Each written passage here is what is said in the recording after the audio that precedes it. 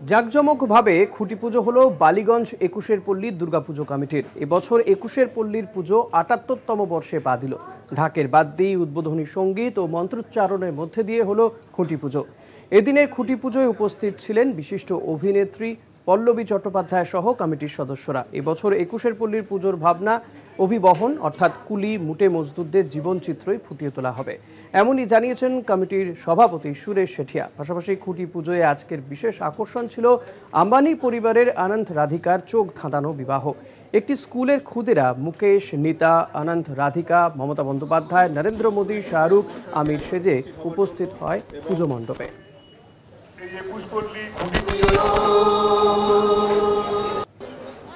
আমাদের প্রত্যেক বছরই থিম হয় কোনো না কোনো একটা নর্মাল কনসেপ্টকে নিয়ে। এবছর আমাদের থিম হচ্ছে কুলি। সারা বছর ওরা যে কাজ করে যাচ্ছে, তারা পুজোতে কি করে, পুজোতে কীরকম কাটে, পুজোতে কীরকম আনন্দ করে, সেটাই হচ্ছে এবছরের আমাদের থিম।